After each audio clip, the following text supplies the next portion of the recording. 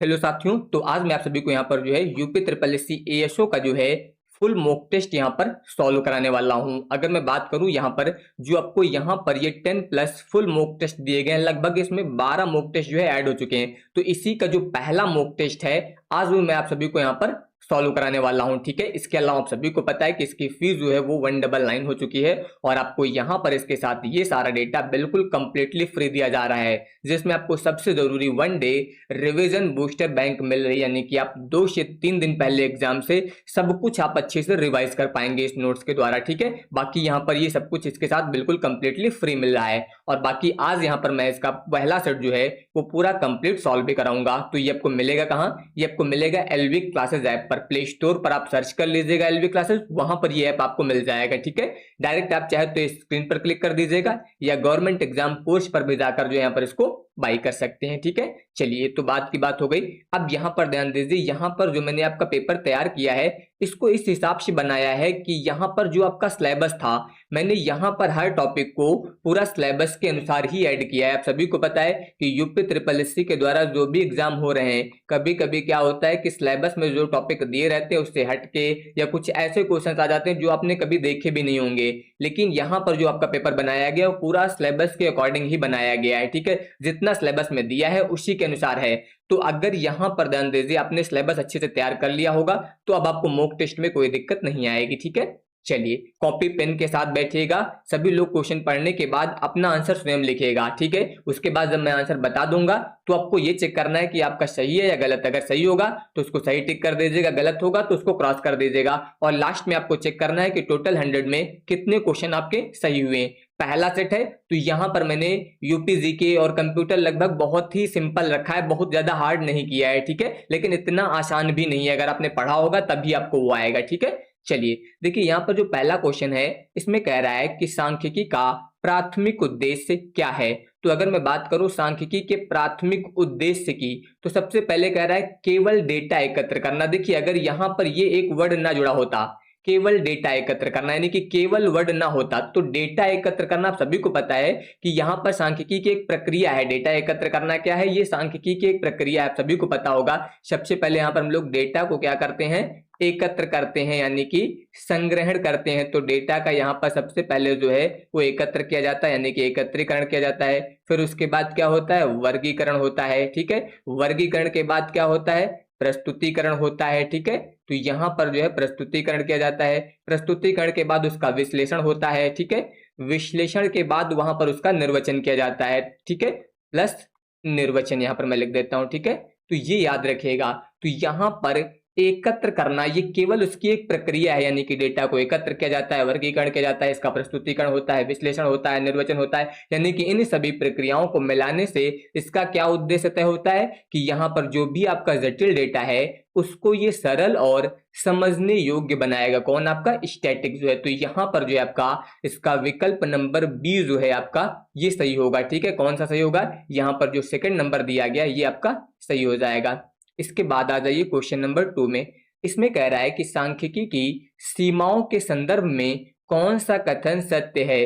तो अगर सांख्यिकी की सीमा की बात की जाए तो यहाँ पर सांख्यिकी के नियम जो है ये केवल औसत रूप में और दीर्घ काल में ही सत्य होते हैं। ये इसकी एक सीमा है, यानी कि जो सांख्यिकी के यहाँ पर सीमा की अगर बात होगी तो आप सभी को पता होना चाहिए कि सांख्यिकी के जितने भी रूल जो भी नियम होते हैं ये केवल औसत रूप में यानी कि केवल एवरेज रूप में और इसके अलावा दीर्घ काल में ही जो है यहाँ पर सही होते हैं। ठीक है, तो ये याद रखिएगा। इसके बाद आ जाइए, यहाँ पर तीसरा क्वेश्चन दिया गया है, कह रहा है कि अनुसूची और प्रश्नावली में मुख्य अंतर। देखिए टॉप मोस्ट इंपॉर्टेंट क्वेश्चन है ये, बहुत पूछा जाता है ये स्टैटिक में। ठीक है, अनुसूची और प्रश्नावली इन दोनों में डिफरेंस तो याद रखिएगा। जो अनुसूची होती है इसको कौन भरता है? इसको प्रगणक स्वयं भरता है। प्रगणक यानी कि जो एनुमरेटर होता है ये इसे स्वयं फिल करता है। ठीक है, लेकिन जो प्रश्नावली होती है इसे उत्तरदाता भरता है, यानी कि जिसको जवाब देना है वही यहाँ पर इसको भरता है। ये दोनों में डिफरेंस है, तो वही ध्यान दीजिए। पर विकल्प नंबर सी में आपको बताया गया है कि अनुसूची जो है ये प्रगणक द्वारा भरी जाती है यानी कि एनुमरेटर द्वारा भरी जाती है, उत्तरदाताओं से पूछ कर भरी जाती है, जबकि जो प्रश्नावली है ये आमतौर पर डाक ईमेल द्वारा भेजी जाती है। और यहाँ पर जो है इसे कौन फिल करता है, इसे जो यहाँ पर जो है सूचक होगा यानी कि जो उत्तरदाता होगा वो स्वयं यहाँ पर इसे फिल करेगा। ठीक है, तो इसका विकल्प नंबर सी आपका यहाँ पर सही हो जाएगा। तो यहाँ पर ध्यान दीजिए, क्वेश्चन नंबर 4 में कह रहा है कि NSSO यानी कि नेशनल सैंपल सर्वे ऑर्गेनाइजेशन की बात हो रही है, द्वारा एकत्र किए गए सामाजिक आर्थिक सर्वेक्षण के आंकड़े जो है ये किस प्रकार के आंकड़े के उदाहरण हैं। देखिए, इसके द्वारा एकत्र किए गए हैं, अगर इसी ने एकत्र किए हैं तो ये आंकड़े कैसे होंगे, प्राथमिक आंकड़े होंगे। ठीक है, तो ये याद रखिएगा, NSSO द्वारा जो आंकड़े एकत्रित किए गए हैं सामाजिक आर्थिक सर्वेक्षण के, वो कौन से आंकड़े होंगे, आपके प्राथमिक आंकड़े होंगे। ठीक है, द्वितीयक आंकड़े कौन से होते हैं, जो यहाँ पर पहले से उपलब्ध होते हैं। अगला देखिए, यहाँ पर कह रहा है कि प्रतिदर्श यानी कि सैंपलिंग की किस विधि में जो है समष्टि की प्रत्येक इकाई के चुने जाने की जो है समान संभावना होती है, तो वो आपका होता है सरल यादृच्छिक प्रतिदर्श। याद रखिएगा, जिसे हम लोग बोलते हैं SRS, यानी कि सिंपल रैंडम सैंपलिंग की बात हो रही है। किसकी बात हो रही है, सिंपल रैंडम सैंपलिंग। इसमें जो है समष्टि यानी कि पॉपुलेशन की प्रत्येक इकाई से जो है यहाँ पर प्रतिदर्श चुने जाने की संभावना समान होती है।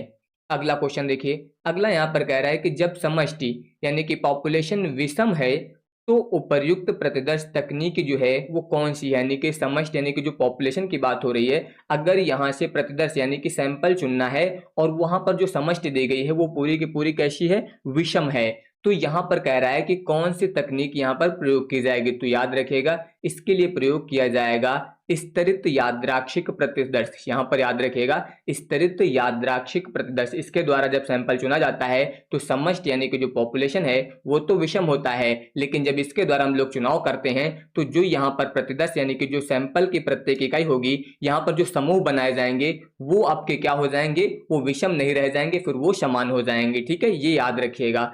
इसके बाद याद रखिएगा, अगला क्वेश्चन देखिए, यहाँ पर क्या कह रहा है, इसमें कह रहा है कि वर्गीकरण यानी कि क्लासिफिकेशन का मुख्य उद्देश्य क्या है। मतलब जो यहाँ पर डेटा का वर्गीकरण किया जाता है इसका मुख्य उद्देश्य पूछ रहा है।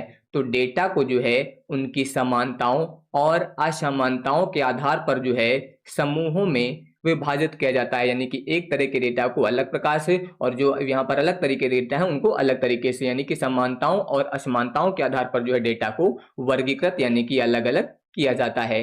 अगला कह रहा है कि एक द्विचर सारणी यानी कि 2 वे टेबल में कुल खानों की संख्या क्या होगी यदि एक चर के 4 वर्ग और दूसरे के 5 वर्ग दिए गए हैं। तो यहाँ पर जो 2 वे टेबल होती है, 2 वे टेबल क्या होती है, जहां पर जो है 2 विशेषताएं प्रदर्शित की जाती हैं। अगर एक विशेषता प्रदर्शित करने के लिए टेबल बनाई गई तो वो 1 वे है, 2 विशेषताएं प्रदर्शित हो रही हैं इसका मतलब 2 वे टेबल की बात हो रही है। तो यहाँ पर इसमें खानों की संख्या पूछ रहा है, 4 वर्ग और 5 दिए गए, तो सीधे सीधे आपको इन दोनों को मल्टीप्लाई कर देना है, कितना आ जाएगा 20। तो यहाँ पर जो है इसमें जो खानों की संख्या हो जाएगी इस टेबल में कितनी हो जाएगी, वो 20 हो जाएगी। ठीक है, तो बहुत ही सिंपल है, इसमें कोई दिक्कत नहीं होगी।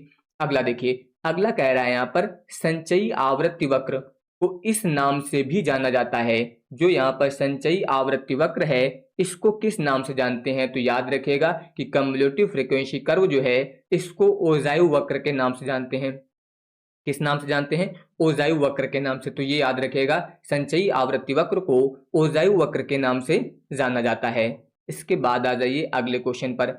अगला यहाँ पर कह रहा है कि आयत चित्र यानी कि जो हिस्टोग्राम है इसका उपयोग निम्नलिखित में से किसकी गणना के लिए किया जा सकता है। तो याद रखिएगा, जो आयत चित्र होता है यानी कि जो हिस्टोग्राम होता है इसका प्रयोग बहुलक की गणना के लिए करते हैं। किसके लिए करते हैं, बहुलक की गणना के लिए यहाँ पर जो है आयत चित्र यानी कि हिस्टोग्राम का उपयोग किया जाता है। इसके बाद आ जाइए अगले क्वेश्चन पर। अगला कह रहा है कि निम्नलिखित में से कौन सा केंद्रीय प्रवृत्ति का माप जो है वो चरम मूल्यों से सबसे अधिक प्रभावित होता है। तो अगर यहाँ पर चरम मूल्यों की बात होगी तो चरम मूल्यों से सबसे अधिक जो है आपका अंकगणितीय माध्य यानी कि यहाँ पर जो है आपका अर्थमेटिक मीन जो होता है ये सबसे ज्यादा जो है प्रभावित होता है। ठीक है, और अगर सबसे कम प्रभावित की बात होगी तो सबसे कम जो है आपका यहाँ पर कौन सा प्रभावित होता है, बहुलक और माध्य का। ठीक है, इसके बाद आ जाइए अगला। यहाँ पर देखिए क्वेश्चन दिया गया कि यदि किसी श्रृंखला का अंकगणितीय माध्य आपको ये दिया गया है, गुणोत्तर माध्य दिया गया 20, तो इसका हरात्मक माध्य क्या होगा। देखिए फॉर्मूला क्या होता है, गुणोत्तर माध्य का स्क्वायर बराबर होता है आपका AM यानी कि अर्थमेटिक मीन, और इसके अलावा HM यानी कि हरात्मक मीन। तो यहाँ पर आपको अंक गणितीय माध्य दिया गया है यहाँ पर 25, यानी कि इसका मान कितना है 25, और यहाँ पर गुणोत्तर माध्य कितना है 20। तो 20 का मैं सीधे वर्ग कर देता हूँ, ठीक है। तो ये कितना आ जाएगा 400 आ जाएगा, और गुणे में हो जाएगा आपका हरात्मक माध्य। अब अगर आप यहाँ पर इसको कैंसिल करें तो ध्यान दीजिए ये कितनी बार जाएगा, 25 से कम 25 हो जाएगा, यहाँ पर 15 बच जाएगा, और ये वाला जीरो मिला के कितना हो जाएगा 150, यानी कि 25 छक्का 150। तो कुल मिला के यहाँ से जो है HM की वैल्यू कितनी आ जाएगी 16 आ जाएगी, ठीक है। तो यहाँ पर इसका पहला विकल्प जो है सही हो जाएगा। इसके बाद देखिए अगला अगला यहाँ पर कह रहा है कि श्रृंखला 2, 8, 4, 16, 32 का गुणोत्तर माध्य ज्ञात कीजिए। तो आपको यहाँ पर जो है इसका गुणोत्तर माध्य ज्ञात करना। देखिए गुणोत्तर माध्य ज्ञात करने के लिए सीधे सीधे यहाँ पर आपको क्या करना है, जितनी भी संख्याएं दी गई हैं, देखिए 2 गुणे यहाँ पर आपको दिया गया है 8, 4, 16 और 32 की पावर कितनी संख्याएं थी 1, 2, 3, 4, 5। तो पावर में लग जाएगा 1/5, इतना हो जाएगा, ठीक है। अब इन सभी को 2 की पावर में बना दीजिए आप। देखिए इसको मैं लिख सकता हूँ 2 की घात 1, ये वाला आपका क्या बन जाएगा 2 की घात 3, इसके बाद बन जाएगा 2 की घात 2, और इसको आप लिख सकते हैं 2 की घात 4, और 32 को आप लिख सकते हैं 2 की घात 5, ठीक है। और पावर में दिया गया 1/5। अब अगर यहाँ पर इन सभी की आधार बराबर है तो ये जुड़ जाएंगे। देखिए 1 3 मिलके हो जाएगा 4, 2 6, 4 10, 5 15, यानी कि 2 का घात कितना हो जाएगा 15, और पूरे में जो होल पावर लगा है वो कितना लगा है 1/5।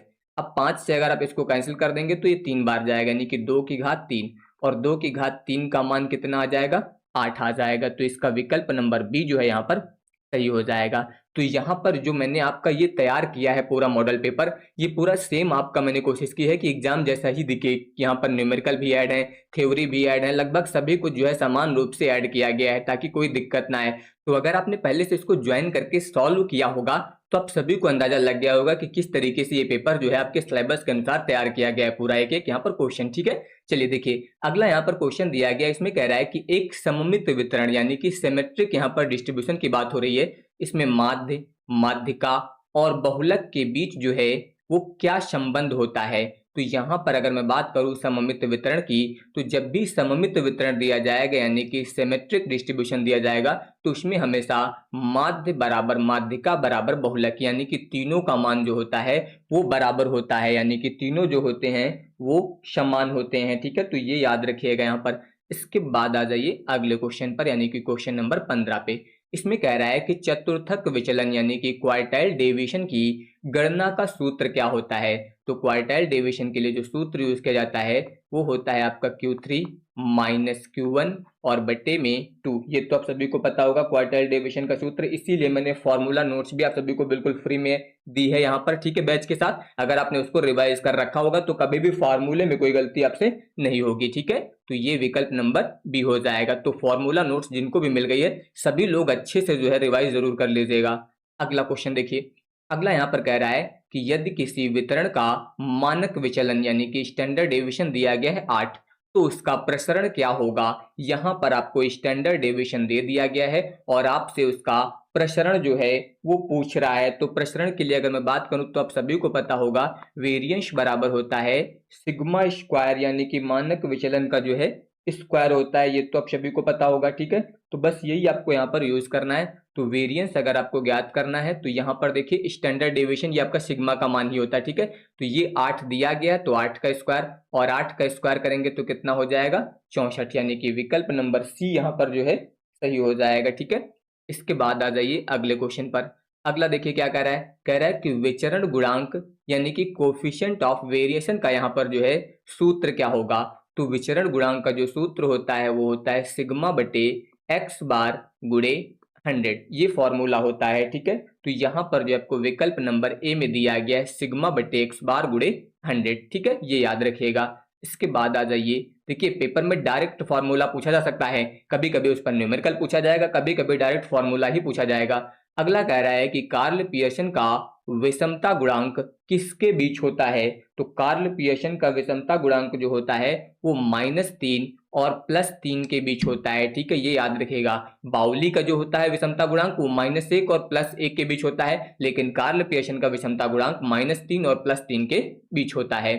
अगला क्वेश्चन देखिए। अगला कह रहा है कि यदि किसी वितरण के लिए यहाँ पर ककुदता यानी कि कुर्टोसिस का मान β2 बराबर कितना है 3, तो वह वितरण कैसा होगा?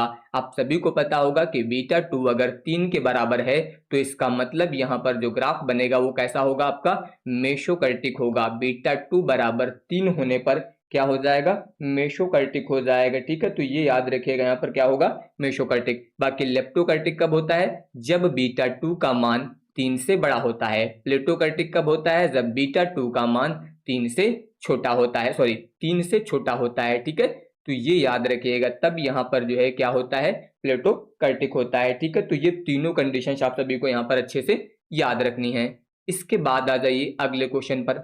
अगला क्या कह रहा है कि प्रथम 4 केंद्रीय आघूर्णों में से जो म्यू1 है इसका मान हमेशा होता है। तो याद रखिएगा म्यू1 जो होता है इसका मान हमेशा 0 होता है। कितना होता है? यहाँ पर जो है हमेशा इसका मान 0 होता है। तो ये आप सभी लोग याद रखिएगा कि म्यू1 का मान जो होता है वो हमेशा 0 होता है। मैंने जब पढ़ाया है तो आप सभी को ये अच्छे से बता भी रखा है पहले से। ठीक है, अगला देखिए। अगला कह रहा है कि सूचकांक को कहा जाता है। तो सूचकांक को जो है अर्थशास्त्र यानी कि यहाँ पर जो है स्टैटिक्स का आर्थिक बैरोमीटर बोला जाता है। क्या बोला जाता है? इसे यहाँ पर जो है आर्थिक बैरोमीटर बोला जाता है।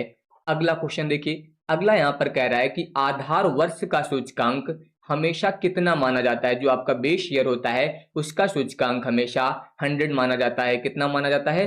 100 माना जाता है। अगला यहाँ पर कह रहा है कि फिशर का जो आदर्श सूचकांक है वो किन दो सूचकांकों का गुणोत्तर माध्य होता है? तो आप सभी को पता होना चाहिए कि फिशर का जो आदर्श सूचकांक होता है वो लेशपियर और पाश्चे का गुणोत्तर माध्य होता है। तो लेशपियर और पाश्चे का, यानी कि विकल्प नंबर यहाँ पर ए जो है आपका सही हो जाएगा। इसके बाद देखिए अगला क्वेश्चन यहाँ पर क्या कह रहा है। इसमें कह रहा है कि फिशर का सूचकांक निम्नलिखित में से किस परीक्षण को संतुष्ट करता है? तो जो फिशर का सूचकांक है वो आपका टाइम रिवर्सल टेस्ट और इसके अलावा फैक्टर रिवर्सल टेस्ट, इन दोनों को संतुष्ट करता है। यानी कि समय उत्क्रम्यता परीक्षण और तत्व उत्क्रम्यता परीक्षण, इन दोनों को संतुष्ट करेगा। तो विकल्प नंबर सी यहाँ पर जो है वो सही हो जाएगा। इसके बाद आ जाइए क्वेश्चन नंबर 25 में। आप ध्यान दीजिए, यहाँ पर आपसे क्या बताया गया। इसमें यहाँ पर बोला गया है कि यदि किसी वस्तु की कीमत जो है वो 2020 में कितनी थी? 50 रुपए थी और 2025 में 75 रुपए हो गई। तो 2020 को आधार वर्ष मानते हुए 2025 का मूल्य सूचकांक क्या होगा? यहाँ पर आपको जो है मूल्य सूचकांक ज्ञात करना है। ठीक है, तो अगर मैं मूल्य सूचकांक के लिए यहाँ पर फॉर्मूला लिखूं तो फॉर्मूला आप ये यूज कर सकते हैं, P01 बराबर P1 बटे P0 गुणे 100। ठीक है, अब इसके अनुसार ध्यान दीजिए, अगर मैं बात करूं यहाँ पर P1 क्या होता है? ये करंट ईयर का मूल्य होता है। P0 क्या होता है? ये आधार वर्ष का। जहां पर 0 लिखा होगा इसका मतलब वो आधार वर्ष का है, 1 लिखा होगा तो वो करंट ईयर का होगा। तो यहाँ पर देखिए 2020 में कितना था? 50 और 2025 में कितना हो गया है? 75 हो गया है। ठीक है, तो ये करंट ईयर का है 75, तो यहाँ पर हो जाएगा 75 और P0 का मान कितना है आपका? 50। ठीक है, और गुणे में कितना हो जाएगा? 100। सिंपल सा यहाँ पर है, बस सीधे सीधे आप 50 से इसको कैंसिल कर दीजिए 2 बार में और 75 का गुणा 2 में कर देंगे तो कितना आ जाएगा? 150। यानी कि विकल्प नंबर बी जो दिया गया है ये आपका यहाँ पर सही हो जाएगा। ठीक है, तो ये ध्यान रखिएगा। देखिए बस आपको फॉर्मूले याद रखने हैं। अगर फॉर्मूला याद है तो बहुत सिंपल सा क्वेश्चन है, लेकिन अगर फॉर्मूला नहीं याद है तो फिर आपको समस्या यहाँ पर आएगी। ठीक है, इसलिए फॉर्मूले विशेष रूप से तैयार कर लीजिए सारे।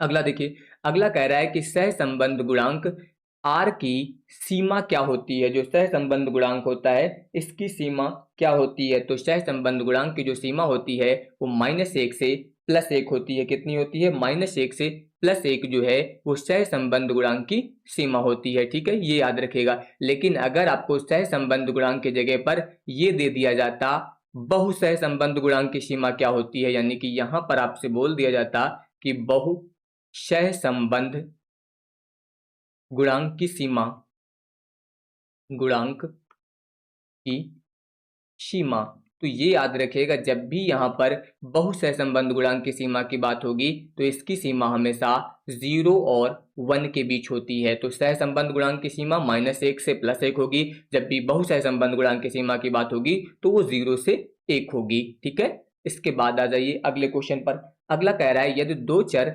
x और y एक दूसरे से स्वतंत्र हैं तो उनके बीच सहसंबंध गुणांक क्या होगा। आप सभी को पता होना चाहिए, जब भी दो चर एक दूसरे से स्वतंत्र होते हैं तो उनके बीच सहसंबंध जो होता है वो 0 होता है। क्या होता है, सहसंबंध यहाँ पर 0 होता है। अगला देखिए, अगला कह रहा है यहाँ पर कि यदि दोनों प्रतिगमन गुणांक, यहाँ पर एक का मान दिया गया और ये दूसरे का मान दिया गया, तो सहसंबंध गुणांक r का मान क्या होगा। फॉर्मूला आप सभी को पता होगा, r बराबर √by(x) और इंटू bxy। तो सीधे सीधे मान रख दीजिए, यहाँ पर हो जाएगा 0.8, 0.2 दोनों का मैं गुणा करके लिख देता हूँ सीधे। ठीक है, 8 दूनी 16 इतना आ जाएगा। वर्गमूल निकालेंगे तो 0.4 आ जाएगा, यानी कि विकल्प नंबर बी यहाँ पर जो दिया गया है सही हो जाएगा। इसके बाद देखिए अगला क्वेश्चन। अगला यहाँ पर दिया गया है कि दो प्रतिगमन, यहाँ जो है दो प्रतिगमन रेखाएं एक दूसरे को किस बिंदु पर काटती हैं। तो प्रतिगमन रेखाएं हमेशा x बार और y बार पर काटती हैं। तो इसका मतलब विकल्प नंबर सी जो दिया गया है आपका ये सही हो जाएगा यहाँ पर। इसके बाद आ जाइए, अगला कह रहा है कि प्रतिगमन शब्द का सर्वप्रथम प्रयोग किसने किया था। तो प्रतिगमन शब्द का प्रयोग सबसे पहले जो है सर फ्रांसिस गाल्टन ने किया था। किसने किया था, सर फ्रांसिस गाल्टन ने किया था। इसके बाद आ जाइए, अगला देखिए यहाँ पर कह रहा है कि यदि समुच्चय, यहाँ पर आपको समुच्चय का दिया गया है, a बराबर दिया गया और b बराबर दिया गया, कह रहा है a इंटरसेक्शन b। देखिए यहाँ पर आपको कुछ विशेष चीजें हैं, जैसे कि देखिए एक तो आपको a इंटरसेक्शन b पता होना चाहिए, ज्ञात करना। एक a यूनियन b सीख लीजिए। इसके अलावा एक यहाँ पर आप जो है सिमेट्रिक डिस्ट्रीब्यूशन सीख लीजिए। ठीक है, ये आपको सीखना है। इसके अलावा आपको सबसेट निकालना सीखना है। ठीक है, ये आप लोग यहाँ पर इतनी विशेष चीजें सीख लीजिए। साथ ही साथ आपको a minus B, a plus B, ये उपसमुच्चय के कुछ विशेष यहाँ पर क्वेश्चन है, इनको अगर आपने लगाना सीख लिया तो लगभग इसी टाइप के क्वेश्चन यहाँ पर देखने को मिलेंगे। ठीक है, अगर टाइम मिला तो मैं ये सारे टाइप के क्वेश्चन एक ही वीडियो में आपको बता दूंगा। ठीक है, देखिए तो यहाँ पर इंटरसेक्शन का मतलब होता है जो दोनों में कॉमन हो, ए और बी, इन दोनों में जो कॉमन होगा केवल वही लेना है। देखिए एक यहाँ पर दिया गया, इसमें नहीं है, दो यहाँ पर है, इसमें नहीं है, केवल तीन यहाँ पर भी है और यहाँ पर भी है। तो इसका मतलब इसका मान जब निकालेंगे तो कितना आ जाएगा, 3 आ जाएगा। इंटरसेक्शन में केवल वो संख्या लेते हैं जो दोनों यहाँ पर सेट में कॉमन हो। अगर इसकी जगह पे यूनियन निकालना होता तो यूनियन में जो संख्या कॉमन है उसको एक बार लेते, बाकी जो कॉमन नहीं है उनको भी लिया जाता है। ठीक है, लेकिन जब आप यहीं पर इसका मान ज्ञात करते, ए त्रिभुज बी जो दिया गया है, तो इसमें क्या होता है, जो कॉमन होता है उसको छोड़ देते, बाकी शेष यहाँ पर लिखा जाता है। ठीक है, तो ये याद रखिएगा। इसके बाद आ जाइए, अगले क्वेश्चन में कह रहा है कि संख्या प्रणाली में √2 किस प्रकार की संख्या है। जो √2 दिया गया है ये किस प्रकार की संख्या है। तो √2 जो है ये एक अपरिमेय संख्या है। कैसी संख्या है, अपरिमेय संख्या है, ये याद रखिएगा। ठीक है, इसी तरह से पाई के बारे में पूछा जाता है तो पाई याद रखिएगा अपरिमेय संख्या है, लेकिन जो इसका मान होता है 22/7, सॉरी कितना होता है, 22/7, ये परिमेय है। तो ये याद रखिएगा, अगर कभी पाई दे दिया जाए तो पाई यहाँ पर जो है कैसी संख्या है, ये अपरिमेय संख्या है, लेकिन जो पाई का मान होता है 22/7 ये आपका परिमेय होता है। तो ये दोनों में डिफरेंस याद रखिएगा। ठीक है, इसके बाद आ जाइए अगले क्वेश्चन पर। अगला कह रहा है कि यदि यहाँ पर देखिए log(10 x = 3 है तो x का मान क्या होगा। अब यहाँ पर जो है आपसे x की वैल्यू पूछी जा रही है, तो यहाँ पर याद रखिएगा ये आपका बेस होता है। क्या होता है, बेस। तो जो भी बेस है उसको लिखिए आधार, और इसके ऊपर ये बराबर वाली संख्या पावर के रूप में आ जाती है, और बराबर में कितना हो जाता है, x। इस तरह से लिखना सीख लीजिए। बस यहाँ पर ये लवगणक रूप था और ये संख्यात्मक रूप में आ चुकी है। ठीक है, तो अब 10 की घात 3 करेंगे तो कितना आ जाएगा, 1000 बराबर x, यही यहाँ पर x का मान हो जाएगा। ठीक है, तो इस तरह से आप यहाँ पर x का मान निकाल सकते हैं, कोई दिक्कत नहीं होगी। ठीक है, इसके बाद आ जाइए, अगला कह रहा है कि समीकरण, यहाँ पर आपको समीकरण दिया गया है, इसके मूल क्या होंगे। यहाँ पर आपसे इस समीकरण के जो है मूल पूछे जा रहे हैं। तो मूल ज्ञात करने के लिए वैसे तो एक ऑप्शन है, सीधे आप इनमें से कोई भी मान रख के यहाँ पर जो है चेक कर लीजिए। जैसे कि 2 और 3 दिया गया है तो ये मान आपका यहाँ पर जो है 2 और 3 की बात हो रही है, तो आप पहले 2 रख के चेक कर लीजिए। अगर 2 रख के आप चेक करेंगे तो कितना आएगा, देखिए 2 का वर्ग करेंगे 4 आ जाएगा, यहाँ पर 2 रखेंगे तो 10 हो जाएगा, और प्लस में 6, तो 6 4 10, 10 से 10 घटेगा तो कितना आ जाएगा, 0, यानी कि 2 इसका मूल है। अब कहीं और 2 दिया नहीं तो वैसे भी ये सही हो जाएगा, आपको दूसरा चेक करने की जरूरत ही नहीं। ठीक, इसके अलावा यहाँ पर देखिए 3 अगर आप चेक करेंगे तो 3 का वर्ग करेंगे तो 9 आ जाएगा, 3 यहाँ पर रखेंगे तो 3 पचे 15 हो जाएगा और प्लस 6, फिर 9 6 15, 15 से घट जाएगा 0 हो जाएगा। तो एक ऑप्शन है आप विकल्प से चले जाइए सीधे सीधे, और दूसरा ऑप्शन है आप इस समीकरण को हल करके दोनों x के मान निकाल लीजिए तो भी आपको आंसर मिल जाएगा। तो जो तरीका आपको आसान लगे, आप विकल्प से जाना चाहें तो विकल्प से चले जाइए या डायरेक्ट इस समीकरण को हल करके दोनों मान निकाल सकते हैं। ठीक है, इसके बाद आ जाइए अगले क्वेश्चन पर। अगला कह रहा है कि यदि किसी वृत्त की त्रिज्या में 10% की वृद्धि की जाती है, जो त्रिज्या है उसमें 10% की यहाँ पर क्या की गई है, वृद्धि की गई है, तो उसके क्षेत्रफल में जो है वो कितने प्रतिशत की वृद्धि होगी। यहाँ पर जब त्रिज्या में 10% की वृद्धि की जाती है तो क्षेत्रफल में जो है वो कितने परसेंट की वृद्धि होगी। ठीक है, तो इसके लिए याद रखिएगा, जो क्षेत्रफल होता है तो उसका तो सूत्र होता है क्षेत्रफल के लिए सीधे सीधे यहाँ पर पाई आर स्क्वायर, ये हम लोग क्षेत्रफल के लिए सूत्र यूज करते हैं। लेकिन जब प्रतिशत वृद्धि हो जाए तो इसके लिए डायरेक्ट फार्मूला आप यूज कर सकते हैं a प्लस बी, याद रखिएगा a प्लस बी, और बट्टे में हो जाएगा ए बी बट्टे 100। ठीक है, तो ये फॉर्मूला यहाँ पर इस तरह से आप यूज करेंगे। देखिए यहाँ पर ए और बी क्या है, ये वृद्धि की बात हो रही है। ठीक है, आप ध्यान दीजिए, जैसे कि मैंने फॉर्मूला लिखा तो सबसे पहले क्या बताया गया कि वृत्त की त्रिज्या में 10% की वृद्धि की जाती है। यहाँ पर जो त्रिज्या है उसमें क्या किया गया, 10% की वृद्धि कर दी गई है। तो यहाँ पर ए का मान 10 प्लस 10% की वृद्धि की गई है तो ये हो जाएगा, और यहाँ पर देखिए ए बी दिया गया यानी कि 10 गुणे 10 और बट्टे में हो जाएगा 100। वृद्धि हुई इसलिए प्लस लगाया, अगर यहाँ पर कमी की गई होती तो हम लोग माइनस यूज करते। ठीक है, तो ये ध्यान रखिएगा। तो अब इसके बाद देखिए इसको आप ऐड करेंगे तो ये कितना हो जाएगा 20, इसको देखिए 10 दाम 100 से ये वाला 100 कट जाएगा तो 1 बराबर में कितना आ जाएगा 21, यानी कि यहाँ पर जो है इसमें प्रतिशत वृद्धि जो आएगी वो कितनी आ जाएगी, 21% आ जाएगी। तो अगर यहाँ पर इसका फॉर्मूला याद रहेगा तो फिर कोई दिक्कत नहीं आएगी। ठीक है, ये याद रखिएगा।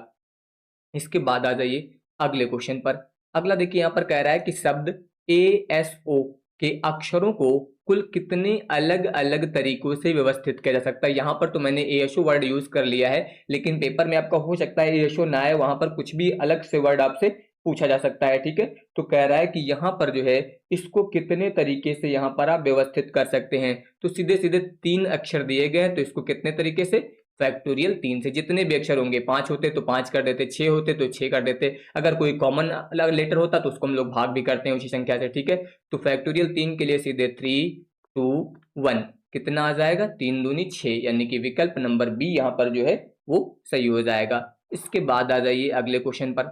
अगला यहाँ पर कह रहा है कि 5C2 का मान क्या होगा। अब इसका फॉर्मूला अगर आपको पता है तो कोई दिक्कत नहीं होगी। ये क्या बनेगा, फैक्टोरियल 5 और बटे में हो जाएगा फैक्टोरियल 2, और इनटू में 5 से 2 घटाते हैं यहाँ पर तो कितना आ जाएगा, फैक्टोरियल 3।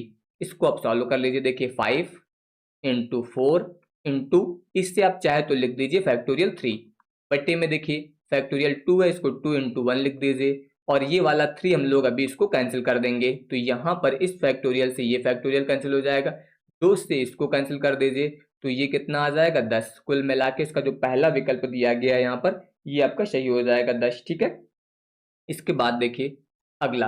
अगला कह रहा है कि एक पाशा यानी कि डाइस फेंकने पर एक अभाज्य संख्या आने की प्रायिकता क्या होगी। यहाँ पर जब आप एक पाशा फेंकते हैं तो पाशे पर आपको पता है यहाँ पर इसके अगर हम लोग नंबर ऑफ एस की बात करें तो पाशे पर टोटल नंबर कितने होते हैं, 6। तो यहाँ पर एक पाशा फेंका गया तो सीधे सीधे कुल नंबर कितने बन जाएंगे, 6।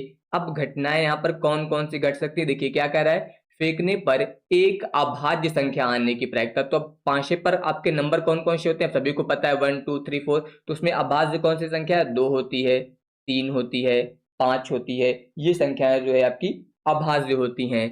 ठीक है, तो ये अभाज्य संख्याएं होंगी तो मतलब नंबर ऑफ ई जो बनेंगे वो कितने हो जाएंगे, 1 2 3, तो ये आपके यहाँ पर इतने हो गए। और प्रायिकता ज्ञात करने के लिए फॉर्मूला होता है नंबर ऑफ ई बटे नंबर ऑफ एस, यानी कि अनुकूल परिस्थितियां बटे कुल परिस्थितियां।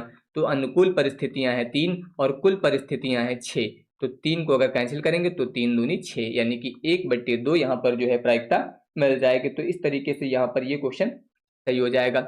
इसके बाद आ जाइए अगले क्वेश्चन पर। अगले क्वेश्चन में देखिए क्या कह रहा है, यहाँ पर आपसे बोल रहा है कि यदि प्रायिकता ए का मान दिया गया है, बी का मान दिया गया, तो ए तथा बी जो है ये परस्पर अपवर्जी घटनाएं हैं।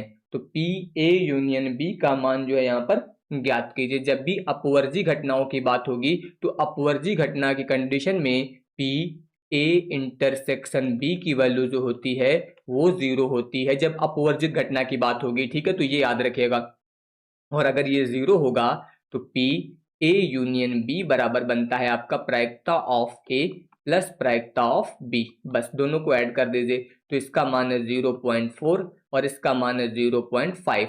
दोनों को जोड़ देंगे तो ये कितना आ जाएगा 0.9, यानी कि विकल्प नंबर बी जो दिया गया यहाँ पर ये सही हो जाएगा, कोई दिक्कत नहीं आएगी। इसके बाद आ जाइए अगले क्वेश्चन पर।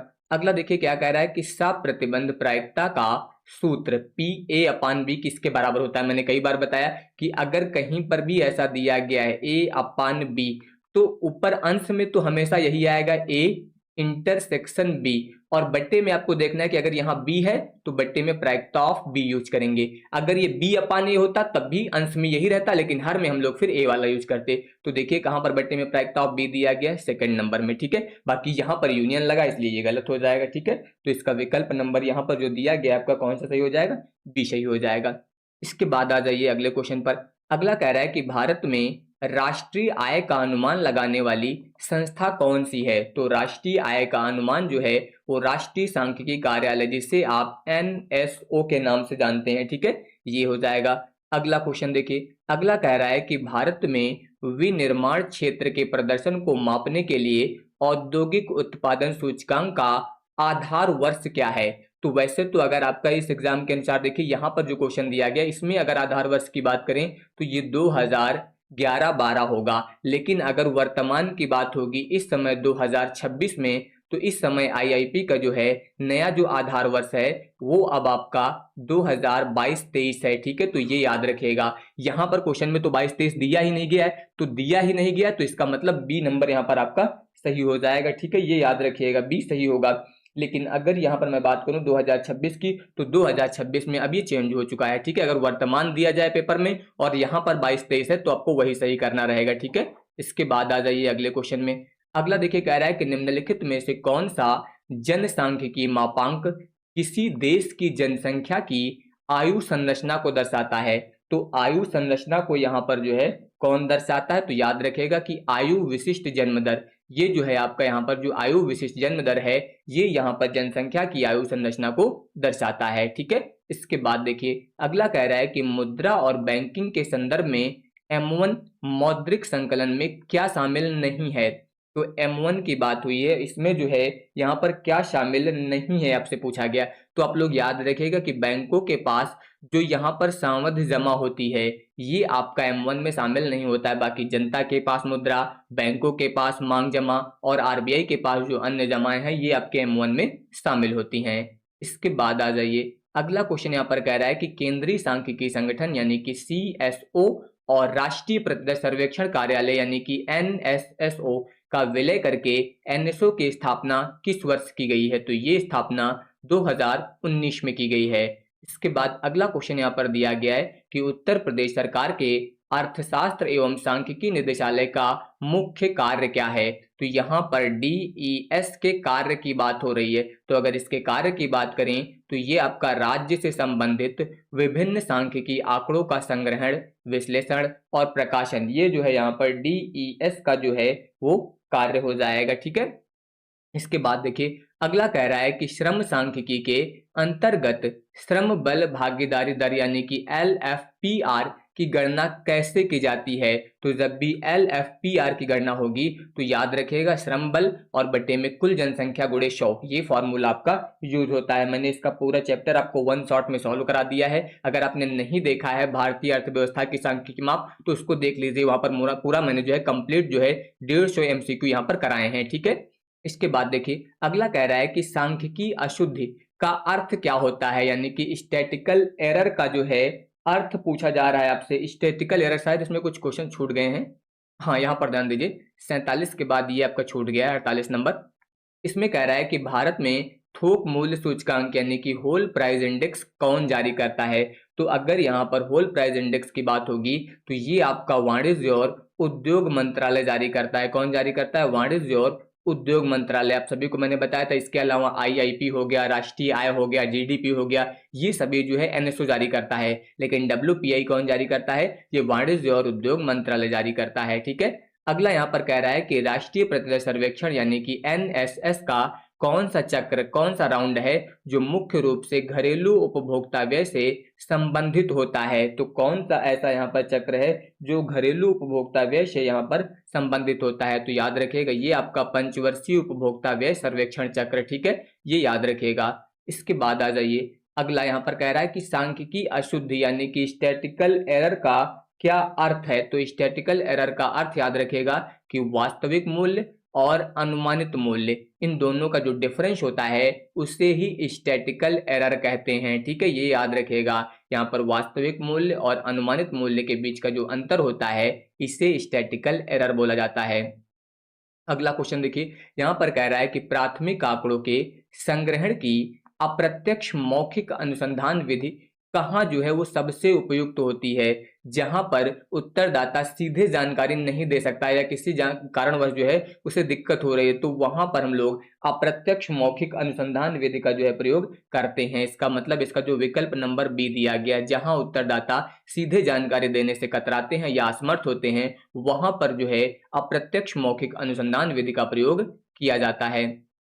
अगला कह रहा है कि बाउले के विषमता गुणांक का सूत्र यहाँ पर आधारित होता है। तो जो बाउले का विषमता गुणांक का सूत्र है वो किस पर आधारित होता है? तो आप सभी को पता होगा कि बाउले का जो विषमता गुणांक का सूत्र होता है वो क्या होता है। देखिए, सूत्र होता है Q3 plus Q1 minus 2m और बट्टे में होता है Q3 माइनस Qn। ये बाउले का विषमता गुणांक का सूत्र होता है। तो ये किस पर आधारित है? Q3 Q1 पर, और ये क्या होते हैं? क्वार्टाइल होते हैं, यानी कि चतुर्थक होते हैं। तो विकल्प नंबर बी यहाँ पर जो है सही हो जाएगा। अगला कह रहा है कि यदि एक श्रेणी में सभी मान समान हैं, जितने भी मान है उस श्रेणी में सभी के सभी मान समान हैं, तो उसका मानक विचलन क्या होगा? जितने भी मान दिए गए हैं वो सभी समान हैं, तो मानक विचलन क्या हो जाएगा? शून्य हो जाएगा। कितना हो जाएगा? शून्य। क्योंकि यहाँ पर आपको जरूरत पड़ेगी x माइनस एक्स बार की, यानी कि आपको यहाँ पर जो है इनका मान निकालना पड़ेगा, और अगर सभी के सभी मान समान हैं तो यही आपका जीरो हो जाएगा,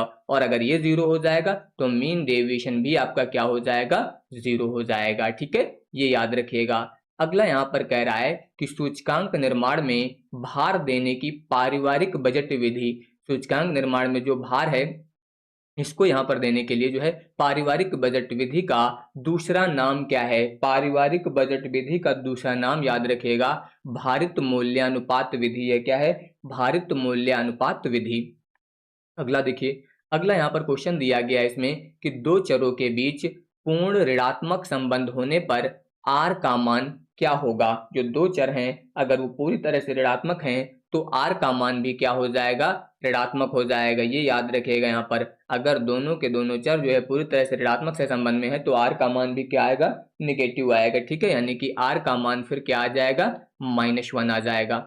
इसके बाद देखिए, अगला कह रहा है कि एक लीप वर्ष में 53 रविवार होने की प्रायिकता, आप सभी को मैंने बता रखा है जब भी लीप वर्ष की बात हो तो प्रायिकता सीधे 2/7, चाहे जो दिन दिया हो, सोमवार, मंगलवार, बुधवार। और अगर सामान्य वर्ष दिया हो तो यहाँ पर ये बात हो रही लीप ईयर की। अगर इसके जगह पे नॉर्मल ईयर होता तो प्रायिकता कितनी आ जाती? 1/7। तो यहाँ पर आ जाएगा 2/7। देखिए, इसको हल करना मैंने कई बार बताया, इसलिए मैंने यहाँ पर डायरेक्ट बता दिया। ठीक है, याद कर लीजिए, लीप वर्ष दिया है। याद करने का मतलब ये भी नहीं कि क्वेश्चन वहां पर बदल जाए, बस आप 2/7 कर दें। ये भी देखना है कि क्वेश्चन इसी टाइप का है कि नहीं, बस केवल दिन आपको देखना है, रविवार, सोमवार, मंगल कुछ भी दिया है और लीप वर्ष की बात हुई है, 53 रविवार, 53 सोमवार, 53 मंगलवार कुछ भी पूछ रहा है तो 2/7, और अगर सामान्य वर्ष होगा तो 1/7 हो जाएगा। ठीक है, ये याद रखिएगा। इसके बाद देखिए, अगला क्वेश्चन कह रहा है कि लघुगणक के नियमों के अनुसार log a इंटू बी का मान क्या होता है? आप सभी को पता होगा कि log a इंटू बी जो होता है वो log a प्लस बी के बराबर होता है। किसके बराबर होता है? log a प्लस बी के बराबर होता है। और ये किसके बराबर होता है? ये आपका log a बटे b के बराबर होता है। यानी कि अगर log a बटे b दिया गया तो log a minus log b। और अगर मैं इसकी बात करूं तो ये किसके बराबर होता है? ये आपका log b a, यानी कि यहाँ पर अगर बेस में b दिया गया है और a है तो इसको आप ऐसा लिख सकते हैं log a बटे log b। ठीक है, तो ये याद रखिएगा, इस तरीके से आप यहाँ पर इसको लिख सकते हैं, और यहाँ पर विकल्प नंबर बी जो है आपका ये सही हो जाएगा। इसके बाद आ जाइए, अगले क्वेश्चन में अगला कह रहा है यहाँ पर कि श्रेणी का 10वां पद क्या होगा। वैसे ये क्वेश्चन नहीं आना चाहिए क्योंकि नंबर सिस्टम का क्वेश्चन वैसे यहाँ पर बन सकता है ये, लेकिन ये यहाँ पर अब एक प्रकार से श्रेणी का क्वेश्चन बन जाएगा। ठीक है, तो यहाँ पर दिया गया है 3, 7, 11, 7 ही 7 15 दिया गया है और कह रहा है कि यहाँ पर इसका 10वां पद क्या होगा। आपसे 10वां पद जो है पूछा गया। देखिए सबसे पहले तो आपको पहला पद पता करना है। यहाँ पर ये क्या है आपका, इसको हम लोग ए से हमेशा लिखते हैं और इसके बाद इनके बीच का डिफरेंस देखना है। देखिए 3 और 4 मिला के 7 हो जाएगा, 7 और 4 मिला के 11 हो जाएगा, 11 और 4 मिला के 15, यानी कि सब के बीच डिफरेंस 4 का आ रहा है जिसे हम लोग डी से लिखते हैं और इसे बोला जाता है सर्वांतर। ठीक है, डी। अब फॉर्मूला जो होता है वो होता है टी एन बराबर A plus N minus 1 into D, ये फॉर्मूला होता है। ठीक है, तो अब देखिए यहाँ पर अगर मैं बात करूं तो ए का मान आपका 3 है प्लस एन का मान 10वां पद बोला गया तो 10 हो जाएगा, 10 माइनस 1 करेंगे कितना आ जाएगा 9, डी का मान कितना हो जाएगा 4, तो कुल मिला के 3 और ये हो जाएगा 36, दोनों को जोड़ देंगे तो कितना आ जाएगा 39, यानी कि विकल्प नंबर ए जो है सही हो जाएगा। वैसे इस टाइप का क्वेश्चन नहीं आना चाहिए लेकिन आपका यूपी ट्रिपल एससी है, कुछ भी हो सकता है। ठीक है, ये याद रखिएगा। इसके बाद देखिए अगला कह रहा है कि बंद अर्थव्यवस्था का क्या अर्थ यहाँ पर, जो क्लोज्ड इकोनॉमी होती है इसका आपसे यहाँ पर अर्थ पूछा गया है। तो बंद अर्थव्यवस्था का मतलब जहां पर ना तो कोई आयात होता है और ना ही कोई निर्यात होता है, उसे हम लोग क्लोज्ड इकोनॉमी के नाम से जानते हैं। अगला यहाँ पर कह रहा है कि भारत में राष्ट्रीय आय की गणना का आधार वर्ष यहाँ पर वर्तमान में क्या है। देखिए यहाँ पर भी आपका नया वाला अभी अपडेट नहीं है क्योंकि देखिए 2026 में अभी अपडेट हुआ है मई में फरवरी में, इसलिए यहाँ पर हो सकता है विकल्प में छूट गया। तो इसके अनुसार तो आपका यही सही है, लेकिन अगर मैं करंट डेटा के अनुसार बात करूं 2026 के अनुसार, तो अब यहाँ पर राष्ट्रीय आय की गणना के लिए जो आधार वर्ष है वो आपका 2022-23 है। तो इससे अपडेट रहिएगा क्योंकि पेपर में आएगा तो हो सकता है 2026 के बारे में ही पूछा जाए। ठीक है, इसके बाद आ जाइए अगला क्वेश्चन। अगला कह रहा है कि यदि किसी समष्टि का आकार, यहाँ पर आपको समष्टि का आकार दिया गया है और प्रतिदर्श का आकार दिया गया है, तो कह रहा है कि प्रतिदर्श अंश यानी कि यहाँ पर सैंपलिंग फ्रैक्शन आपसे पूछा जा रहा है। क्या पूछा जा रहा है, सैंपलिंग फ्रैक्शन। तो जब भी यहाँ पर सैंपलिंग फ्रैक्शन ज्ञात करना होगा तो इसके लिए आप लोग याद रखिएगा सीधे सीधे फॉर्मूला होता है स्मॉल एन बटे कैपिटल एन। मैंने जो फॉर्मूला शीट दी है वहां पर इसका भी फॉर्मूला मैंने ऐड करके आपको दिया है। ठीक है, तो यहाँ पर स्मॉल एन का मान आपका 50 हो जाएगा, कैपिटल एन का मान जो है 500 हो जाएगा। अगर आप इससे कैंसिल करेंगे तो सीधे सीधे 10 बार ये चला जाएगा। ठीक है, और 10 से और यहाँ पर कितना बचेगा 1, यानी कि 1/10, और 1/10 को अगर आप डिवाइड करके लिखेंगे तो 0.1 यहाँ पर लिख सकते हैं। 0.1 का मतलब विकल्प नंबर बी आपका यहाँ पर जो है सही हो जाएगा। इसके बाद सॉरी यहाँ पर ध्यान दीजिए क्वेश्चन फिर छूट गया आपका, ये आ गया। इसके बाद 62 यहाँ पर कह रहा है कि जब डेटा का वर्गीकरण समय यानी कि वर्ष, महीने और सप्ताह के आधार पर किया जाता है तो उसे क्या कहते हैं। तो जब भी डेटा का वर्गीकरण समय के अनुसार होगा तो उसे कालानुक्रमिक बोला जाएगा। क्या बोला जाएगा, कालानुक्रमिक। जब भी स्थान के आधार पर होगा तो उसे भौगोलिक बोला जाएगा, गुणों के आधार पर होगा तो उसे गुणात्मक बोला जाएगा, संख्या या मात्रा के आधार पर होगा तो यहाँ पर मात्रात्मक बोला जाएगा। ठीक है, अगला कह रहा है कि खुले सिरे वाली श्रेणियों के मामले में केंद्रीय प्रवृत्ति का कौन सा माप सबसे उपयुक्त होता है। किसके लिए बात हुई है, यहाँ पर खुले सिरे वाली श्रेणी के लिए बात हुई है। तो खुले सिरे वाली श्रेणी के मामले में जो केंद्रीय प्रवृत्ति का सबसे उपयुक्त माध्य होता है कौन सा होता है, आपका माध्यिका होता है। ठीक है, ये याद रखेगा कि खुले सिरे वाली श्रेणियों के लिए आप अंकगणितीय माध्य, गुणोत्तर माध्य, हरात्मक माध्य नहीं ज्ञात कर सकते हैं, यानी कि इसके लिए पहले आपको चेंज करना पड़ेगा, लेकिन यहाँ पर जो माध्यिका है ये सबसे उपयुक्त होती है। ठीक है, अगला देखिए, अगला कह रहा है कि सांख्यिकी जांच के दौरान पक्षपात के कारण उत्पन्न होने वाली त्रुटियों को क्या कहा जाता है। तो पक्षपात के कारण जब यहाँ पर कोई त्रुटि उत्पन्न होती है तो उसे पक्षपात त्रुटि बोलते हैं। क्या बोलते हैं, बायस्ड एरर यहाँ पर इसे बोला जाता है। इसके बाद देखिए अगला क्वेश्चन कह रहा है कि सांख्यिकी का दुरुपयोग मुख्य रूप से किसके कारण होता है। तो सांख्यिकी का दुरुपयोग मुख्य रूप से अधूरे या फिर पक्षपातपूर्ण डेटा का अकुशल व्यक्तियों द्वारा विश्लेषण करने के कारण जो है यहाँ पर सांख्यिकी का दुरुपयोग होता है, यानी कि जब यहाँ पर जो व्यक्ति विश्लेषण कर रहा है वो सही कुशल नहीं है, यानी कि उसको जानकारी नहीं है, इसके साथ साथ वो पक्षपात कर रहा है, इसके अलावा डेटा ही अधूरा है, तो ये सब इसके दुरुपयोग के कारण होते हैं। तो ये 65 क्वेश्चन हो गए, आपके सिलेबस के अनुसार पूरा पेपर बनाया गया था यहाँ पर। तो ये यहाँ पर आपका पहला मॉडल पेपर हुआ। अब हम लोग बात करेंगे कंप्यूटर और यूपीएससी जीके की। इसको मैंने थोड़ा सिंपल ही रखा है पहले वाले पेपर में, ठीक है। लगभग बेसिक क्वेश्चन आपको मिलेंगे, लेकिन इतना भी बेसिक नहीं है, ठीक है। देखिए, कंप्यूटर का जनक किसे कहा जाता है? तो कंप्यूटर का जनक आप सभी लोगों को पता होगा, चार्ल्स बेबेज को बोलते हैं, ठीक है। एलन ट्यूरिंग को यहाँ पर याद रखिएगा, इन्हें आधुनिक कंप्यूटर का जनक बोलते हैं। अगर आधुनिक कंप्यूटर का जनक पूछा जाएगा तो एलन ट्यूरिंग होगा, ठीक है।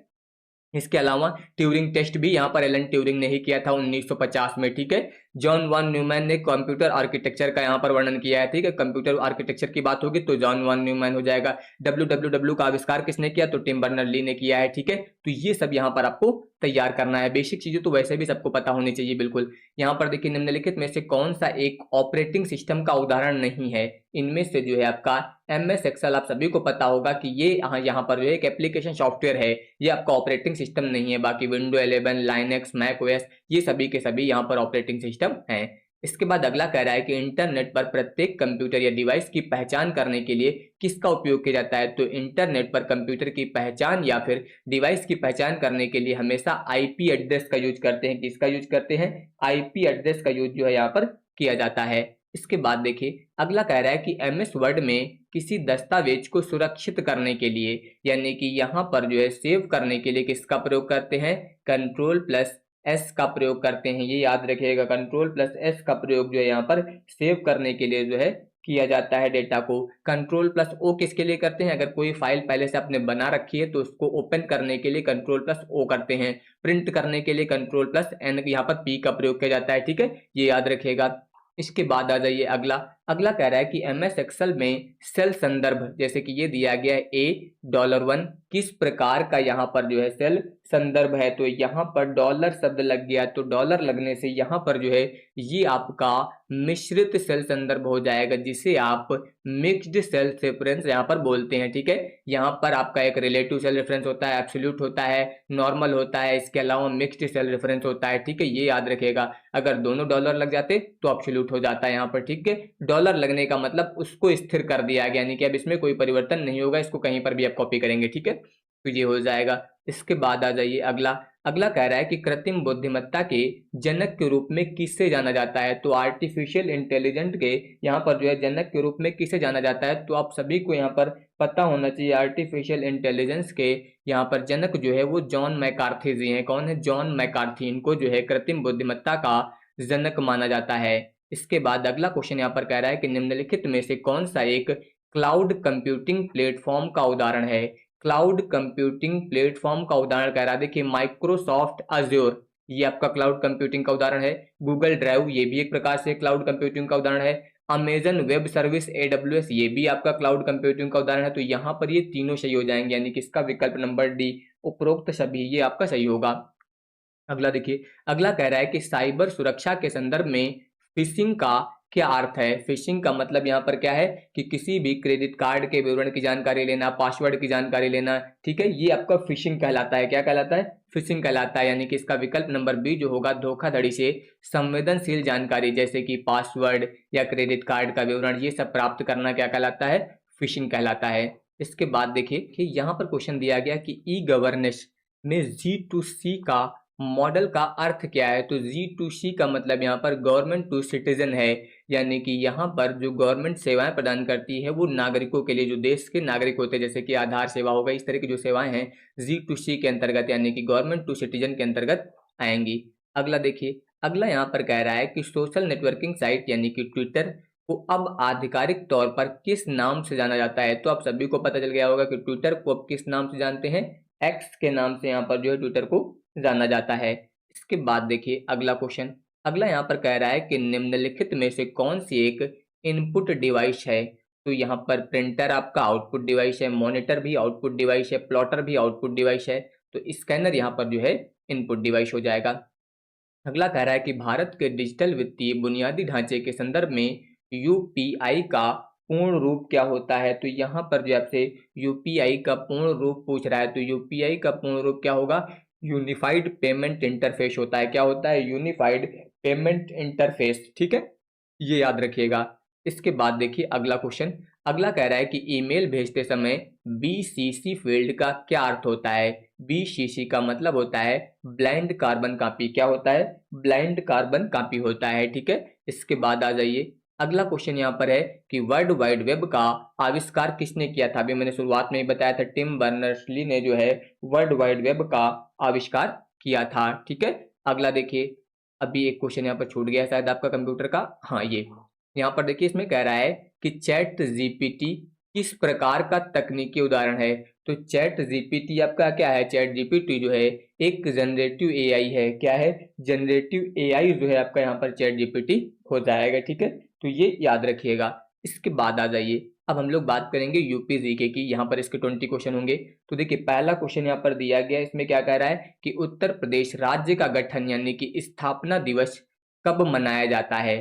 तो उत्तर प्रदेश राज्य का गठन यानी कि स्थापना दिवस 24 जनवरी को मनाया जाता है। कब मनाया जाता है? 24 जनवरी को मनाया जाता है। देखिए ये क्वेश्चन मैंने क्यों ऐड किया, क्योंकि इस बार जो है आपका जो उत्तर प्रदेश स्थापना दिवस है वो 2026 में कब मनाया गया? 2 दिनों के लिए जो है 24 से 26 जनवरी के बीच जो है वो मनाया गया था, जिसमें अमित शाह जो है यहाँ पर चीफ गेस्ट के रूप में उनको बुलाया भी गया था लखनऊ में, ठीक है। तो ये याद रखेगा, इसलिए मैंने ये क्वेश्चन ऐड किया है, ठीक है।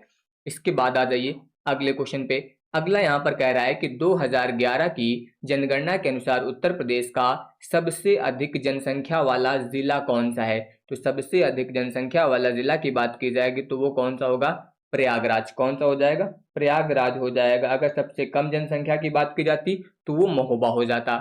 इसके बाद आ जाइए, अगला कह रहा है कि उत्तर प्रदेश का राजकीय वृक्ष आप सभी को पता होगा क्या है? अशोक है। तो मैंने बताया कि पहला सेट है, इसमें मैंने यूपी जी के लगभग सिंपल ही रखा है, ठीक है। प्रसिद्ध चरकुला लोक नृत्य उत्तर प्रदेश के किस क्षेत्र से संबंधित है। तो यहाँ पर किसकी बात हुई है? चरकुला नृत्य की बात हुई है। और चरकुला नृत्य जो है आपका किससे संबंधित है? ब्रजभूमि से संबंधित है, ठीक है। किससे संबंधित है? ब्रजभूमि से यहाँ पर जो है चरकुला नृत्य संबंधित है, यानी कि मथुरा क्षेत्र एक प्रकार से आप बोल सकते हैं, ठीक है। अगला क्वेश्चन देखिए, कह रहा है कि उत्तर प्रदेश के किस शहर को सिराजे हिंद या पूर्व का सिराज कहा जाता है। तो यहाँ पर जौनपुर को जो है सिराजे हिंद या पूर्व का सिराज बोला जाता है। इसके बाद अगला क्वेश्चन कह रहा है कि दुधवा राष्ट्रीय उद्यान उत्तर प्रदेश के किस जिले में स्थित है। तो दुधवा राष्ट्रीय उद्यान जो है ये लखीमपुर खीरी में स्थित है। कहाँ पर स्थित है? लखीमपुर खीरी में स्थित है। इसके बाद आ जाइए अगले क्वेश्चन पर। अगला देखिए, यहाँ पर कह रहा है कि उत्तर प्रदेश में एक जिला एक उत्पाद यानी कि ओडीओपी योजना जो है ये किस वर्ष शुरू की गई थी। तो ओडीओपी योजना जो है आपकी 2018 में शुरू की गई थी। कब शुरू की गई थी? ओडीओपी योजना जो है आपकी यहाँ पर 2018 में इसको जो है शुरू किया गया था, ठीक है। तो ये याद रखिएगा। अगला देखिए, अगला यहाँ पर कह रहा है कि उत्तर प्रदेश की अर्थव्यवस्था में मुख्य रूप से किस क्षेत्र का योगदान सबसे अधिक है। अर्थव्यवस्था में सबसे ज्यादा योगदान जो है वो सेवा क्षेत्र का है। किस क्षेत्र का है? सेवा क्षेत्र का योगदान जो है वो अर्थव्यवस्था में सबसे ज्यादा है। इसके बाद अगला क्वेश्चन कह रहा है कि उत्तर प्रदेश के किस जिले को भारत की कालीन राजधानी कहा जाता है। तो कालीन राजधानी बोलते हैं भदोही को। किसे बोला जाता है? भदोही को जो है यहाँ पर उत्तर प्रदेश की कालीन राजधानी बोला जाता है। अगला यहाँ पर कह रहा है कि उत्तर प्रदेश विधानसभा में कुल कितनी निर्वाचित सीटें हैं। तो विधानसभा की बात होगी तो 403 सीटें हैं। कितनी है? 403। विधान परिषद की बात होती तो यहाँ पर कितनी हो जाती? 100 हो जाती। इसके बाद देखिए, शेखा झील जो है ये पक्षी अभ्यारण्य उत्तर प्रदेश के किस जिले में एक नया राष्ट्रीय पक्षी अभ्यारण्य के रूप में विकसित किया गया है। तो ये आपका अलीगढ़ में स्थित किया गया है। कहाँ पर स्थित किया गया है? अलीगढ़ में स्थित किया गया है, ठीक है। ये आप लोग याद रखिएगा। इसके बाद आ जाइए, देखिए ये क्वेश्चन मैंने ऐड किया क्योंकि यहाँ पर इसको इस बार जो है भारत में रामसर टैग के रूप में नियुक्त किया गया है और रामसर टैग घोषित किया गया है यहाँ पर इसको, इसलिए यहाँ पर मैंने ये क्वेश्चन ऐड किया। ये करंट में भी आएगा और पुराना भी है, ठीक है। इसके बाद देखिए, अगला कह रहा है कि उत्तर प्रदेश में रानी लक्ष्मीबाई बांध परियोजना किस नदी पर निर्मित है। जो रानी लक्ष्मीबाई बांध परियोजना है ये किस नदी पर है। तो ये बेतवा नदी पर बनी है। किस नदी पर बनी है? बेतवा नदी पर बनी है। के बाद अगला यहाँ पर दिया गया है कि उत्तर प्रदेश का एकमात्र परमाणु ऊर्जा केंद्र यानी कि नरौरा किस जिले में स्थित है। तो नरौरा आपका बुलंदशहर में स्थित है। कहाँ पर स्थित है? बुलंदशहर में यहाँ पर जो है नरौरा स्थित है। इसके बाद अगला कह रहा है कि अमीर खुसरो का जन्म उत्तर प्रदेश के किस जिले में यानी कि वर्तमान नाम से हुआ था? तो उत्तर यहाँ पर अमीर खुसरो का जन्म जो है वो यहाँ पर कहाँ पर हुआ था? तो आप सभी को पता होना चाहिए कि यहाँ पर जो है इनका जन्म पटियाली यानी कि कासगंज में हुआ था। अमीर खुसरो का जन्म जो है वो कहाँ पर हुआ था? कासगंज में हुआ था। इन्हें तोताए हिंद भी जो है कहा जाता था। ठीक है, ये आप लोग याद रखिएगा। अगला यहाँ पर दिया गया है कि उत्तर प्रदेश में नॉलेज पार्क की स्थापना जो है वो कहाँ की जा रही है? नॉलेज पार्क की स्थापना, तो नॉलेज पार्क की स्थापना जो है कहाँ पर की जा रही है? ग्रेटर नोएडा में की जा रही है। नॉलेज पार्क की स्थापना जो है वो ग्रेटर नोएडा में की जा रही है। अगला क्वेश्चन यहाँ पर है कि उत्तर प्रदेश के किस जिले में यूरेनियम के सीमित भंडार पाए जाते हैं? तो यूरेनियम के अगर सीमित भंडार की बात होगी तो वो ललितपुर में पाए जाते हैं। ठीक है, ये तो आप लोग मेरे नाम से याद रखिएगा। ठीक है, कि यूरेनियम के सबसे ज्यादा भंडार कहाँ पर पाए जाते हैं? तो वो ललितपुर में पाए जाते हैं। ठीक है, इसके बाद आ जाइए अगला। कहते हैं यहाँ पर उत्तर प्रदेश में यूपी इलेक्ट्रॉनिक्स कॉरपोरेशन लिमिटेड कहाँ स्थित है? तो यहाँ पर अगर यूपी इलेक्ट्रॉनिक्स यहाँ पर कॉरपोरेशन लिमिटेड की बात की जाए तो ये आपका कहाँ पर स्थित है? ये आपका लखनऊ में स्थित है। कहाँ पर स्थित है? लखनऊ में स्थित है। ठीक है, इसके बाद आ जाइए अगला। यहाँ पर कह रहा है कि कार्तिक गीत लोक नृत्य जो है उत्तर प्रदेश के किस क्षेत्र में गाया जाता है? यहाँ पर बात हुई है कार्तिक गीत की, तो कार्तिक गीत जो है आपका ये बुंदेलखंड में गाया जाता है। कहाँ पर गाया जाता है? बुंदेलखंड क्षेत्र में जो है गाया जाता है। अगला क्वेश्चन यहाँ पर दिया गया है कि उत्तर प्रदेश के पहले मुख्यमंत्री कौन थे? तो पहले मुख्यमंत्री की बात होगी तो पहले मुख्यमंत्री यहाँ पर कौन थे? गोविंद बल्लभ पंत थे। ठीक है, तो ये याद रखिएगा, यहाँ पर पंडित गोविंद बल्लभ पंत जो है उत्तर प्रदेश के पहले मुख्यमंत्री यहाँ पर थे। अगर महिला मुख्यमंत्री की बात होती तो सुचित्रा कृपलानी हो जाता। ठीक है, अगला देखिए। अगला कह रहा है कि उत्तर प्रदेश के किस जिले में देश का पहला डिजिटल मर्चेंट विलेज जो है वो घोषित किया गया है या फिर बनाया गया है? तो ये आपका कहाँ पर बनाया गया है? कौशाम्बी में बनाया गया है। ठीक है, तो ये याद रखिएगा यहाँ पर कि जो है डिजिटल मर्चेंट विलेज जो है ये कहाँ पर घोषित किया गया? कौशाम्बी को घोषित किया गया है। ठीक है, तो ये हो जाएगा। तो यहाँ पर मैंने आपको टॉप 100 क्वेश्चन जो है सॉल्व करा दिए हैं। तो यहाँ पर जो आपको ये 12 प्रैक्टिस सेट दिए गए हैं इसी का मैंने पहला सेट आज आपको कंप्लीट कराया है। ठीक है, तो आप देख सकते हैं किस प्रकार का लेवल आपको दिया गया है, यानी कि पूरा पेपर मैंने सिलेबस के अनुसार ही तैयार करवाया है। ठीक है, और इसको आप यहाँ पर डाउनलोड कर सकते हैं या फिर चाहे तो मोबाइल में ओपन कर लीजिए, बस कॉपी पे या फिर OMR शीट आप डाउनलोड कर लीजिए और उस पर आपको यहाँ पर टिक करते जाना है। ठीक है, उसके अनुसार आप प्रैक्टिस कर सकते हैं। बाकी ये सारी चीजें इसके आपके कंप्लीटली फ्री दी गई हैं। तो रिवीजन के लिए आप इन सभी का भरपूर यूज करिए, जितना आप पढ़ सकते हैं पेपर से पहले पहले इन सभी को अच्छे से पढ़ डालिए 1 से 2 बार। ठीक है, क्योंकि इस प्रकार से रिवाइज किया है मैंने इनको कि आप 1 से 2 दिन में पूरा अच्छे से रिवाइज भी कर सकते हैं। ठीक है, और इसकी फीस सिर्फ 199 कर दी गई है। ठीक है, तो इसके लिए आप लोग ये ऐप इंस्टॉल कर लीजिएगा, यहीं पर आपको ये सब मिल जाएगा। धन्यवाद।